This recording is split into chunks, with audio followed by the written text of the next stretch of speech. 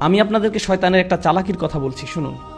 মনে করুন আপনার অফিসে যেতে দেরি হয়েছে এবং দেরি করার জন্য আপনার বস রাগ হয়ে আছেন। অফিসে আরও অনেক মানুষ আছে। আপনি এরকম সময় কি করেন? আপনি সকলের নজর এড়িয়ে নিজের টেবিলে গিয়ে বসেন। আপনি তখন বসের সাথে দেখা করতে চান না।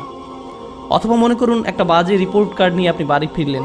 যখন আপনি ক্লাস 6 বা 7-এ খারাপ রিপোর্ট কার্ড নিয়ে আসেন, তখন আপনি চুপিসারে ঘরে ঢুকবেন। কোনো আসসালামু আলাইকুম নেই, কোনো কিছু নেই।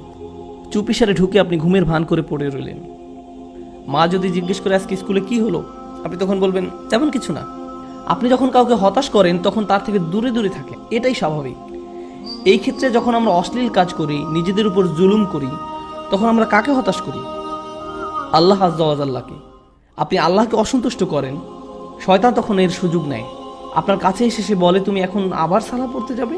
ভণ্ড, তুমি এসব অশ্লীল কাজ করে এসেছো, এখন আবার একটা ক্লাস করতে যাবে? এখন তুমি ইবাদত করতে যাবে? তুমি তো দুমুখ মানুষ। তখন সে বলে, হ্যাঁ আমি তো দুমুখ মানুষ, আমার সালাহ পড়া উচিত হবে না। শয়তান আপনার গুনাহের সুযোগ নিয়ে আল্লাহর কাছ থেকে আপনাকে আরো দূরে সরিয়ে রাখে। আপনি তখন আল্লাহর সামনে দাঁড়াতে বিব্রত বোধ করেন।